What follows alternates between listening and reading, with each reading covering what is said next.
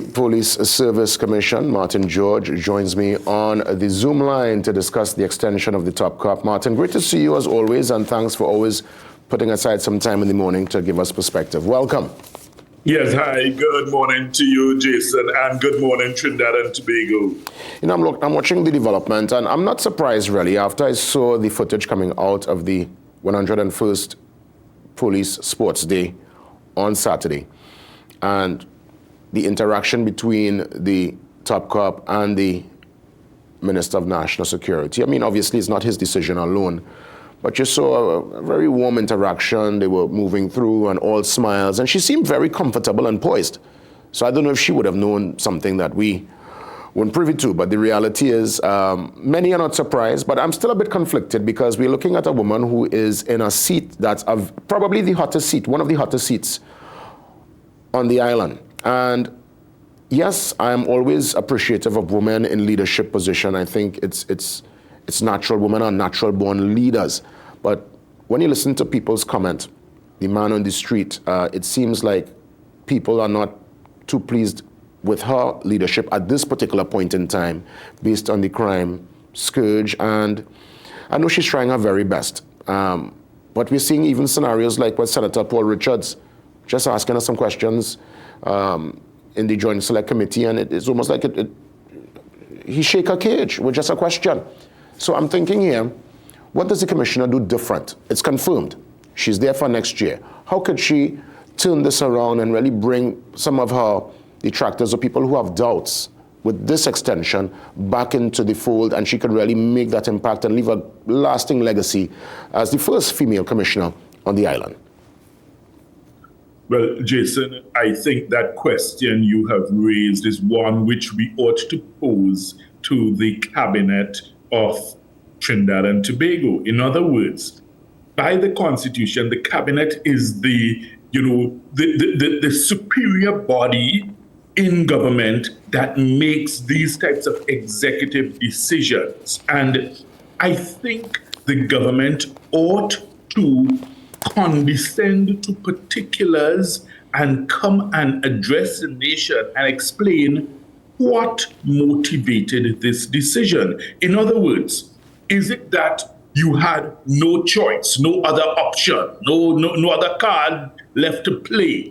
If that's the case, then you come explain to us, well, folks, our back was against the wall, this is the hand we were dealt, and this is all we have. Or is it that you felt some level of confidence in her performance?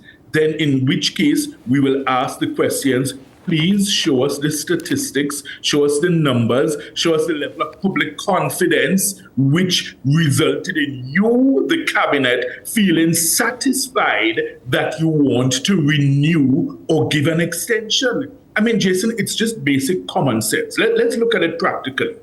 If, for instance, the Morning Brew decides, well, look, they want to extend Jason's contract, we would be able to understand that because we'll say, well, okay, it's based on good performance, etc. And I'm not being obsequious or fawning when I say so.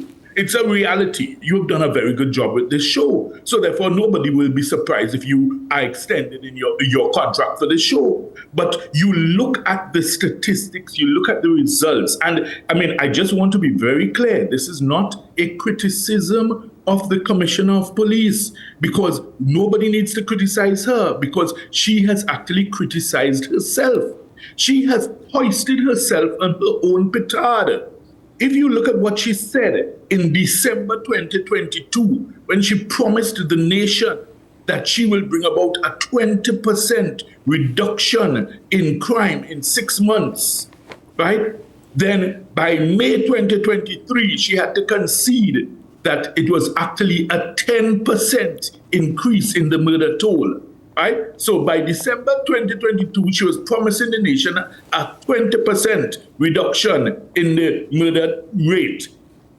6 months later, she conceded that it was actually increased by 10%. So, I mean, not only did you fail to meet your objective of a reduction, but you presided over an increase in the murder rate.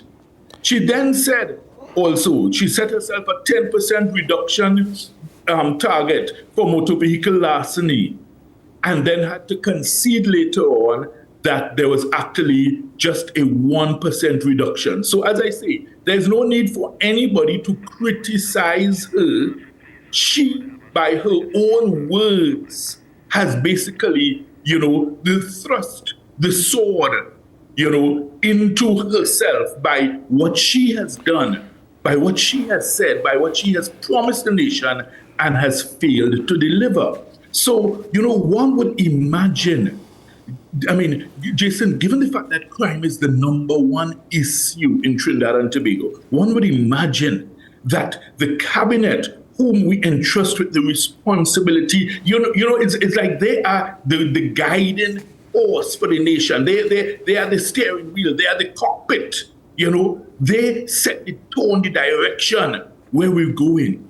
One would imagine that they would have at least gone through some sort of analysis to say, well, look, this is our justification, and be able to come forth to the nation. You don't do it in just a secret clandestine manner and you just issue a press release and you leave it at that. And, it's almost like you're treating the citizens of this nation with a certain degree of contempt.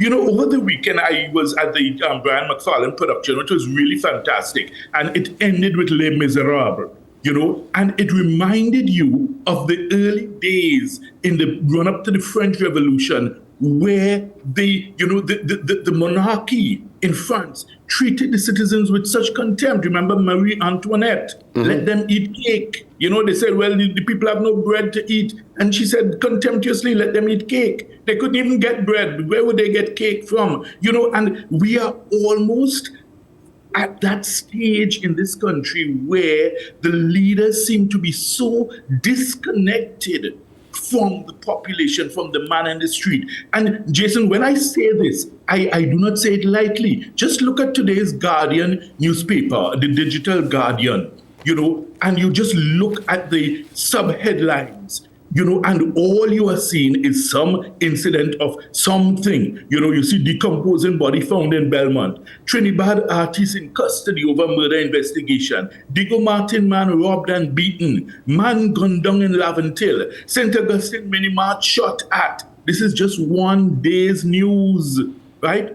Rising from the rubble after attack. This is the attack on the Senator Daman temple, right?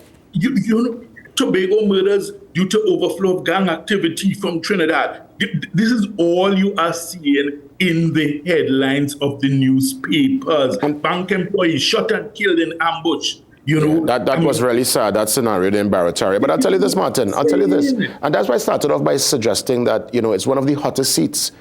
Listen, Rambo, Magnum PI, Iron Man, I don't even feel Hulk could make a dent right now, because the fact is criminal enterprise and criminal activity, it's been able to find a way within the fabric of Trinidad and Tobago in the high and low places.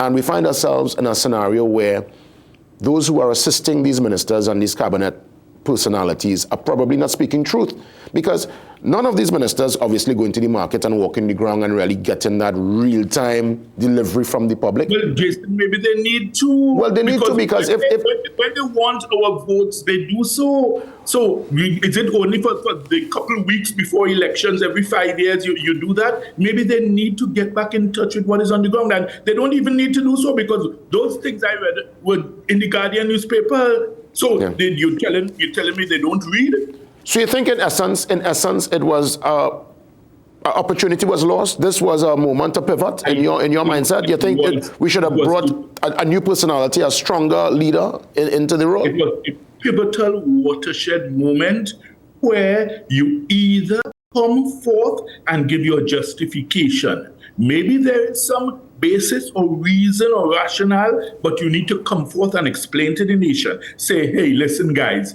maybe you all are not aware, but this is the plan. This is what, we intend to do. We've sat with the commissioner. This is what she intends to do, etc., etc. But as you said, even when given the opportunity publicly at the Joint Select committee meeting, it appeared to be a stumbling and a fumbling and a bumbling, rather than inspiring any sense of confidence. So if it is that you are not able to show clearly how you are going to improve it, then yes, you need to look at other candidates who can make a difference, because it's not good enough to be in leadership, to be the government of the nation, and then you are saying, well, you throw your hands up in the air and say, well, the crime situation is overwhelming, we can't do anything about it. Then if you are not able to do these things, then that shows that you are failing in your leadership role, because part of your leadership as a government would be to provide security for the nation. People need to feel safe. You look at the investment climate, because this has economic impact, Jason. Yeah. You look at the investment climate in Trinidad and Tobago. You recognize, when last have you heard of any major investment coming here, or people coming in droves to say, well, yes, we're going to be investing in Trinidad and Tobago because, this is the place to be. Look at all the other Caribbean islands. Grenada is buzzing. Grenada just opened a Six Senses resort. Yeah. Think of that. We are lagging behind, and we are lagging far, far behind. Part of the problem is the crime scenario. Let me ask you, Martin. People packing up, leaving, migrating. Let me ask you, Martin, should this measuring stick, should this benchmark be applied also to the Minister of National Security? Because again, crime is his responsibility. Granted, he said it wasn't, but we're talking here someone who's also in a very hot seat. We're looking at two personalities there on the screen in the hottest seats based on our current climate. Crime, the fear that we feel. Now, it didn't come over these folks. It didn't land in their lap. It didn't land in their particular yard. And we don't want that for anyone in the country, any citizen, whether high or low. But should this benchmark, this template that you're bringing to us this morning, should also be applied? Should this be applied to the minister? Well, undoubtedly it should, Jason, because upon accepting that role or responsibility, one knows that you are going to be under a spotlight, you are going to be under a microscope, because people are expecting results. People want, and I think it's a fundamental right of each and every citizen to be able to feel safe in this country. Because if you don't feel safe in this country, then those who could afford it will pack up and leave. And if you have your business class, your educated class, if they all leave, then what are we left with here in Trinidad and Tobago? Is it that you're willing to burn down the country to rule over the ashes? Remember Sun Tzu said that. Yes. He said that, a madman will burn down his country just so that he can rule over the ashes.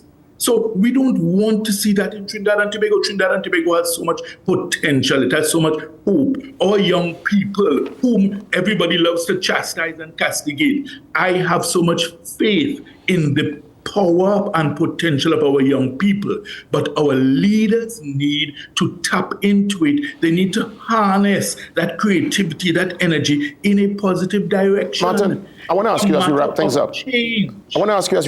up. Just to give a little balance, obviously, and to just pick your brain on this particular issue. Should it be that the commissioner and their performance be judged only by the crime rate? Is there any other criteria in your mind? You were obviously a former member of the selection committee.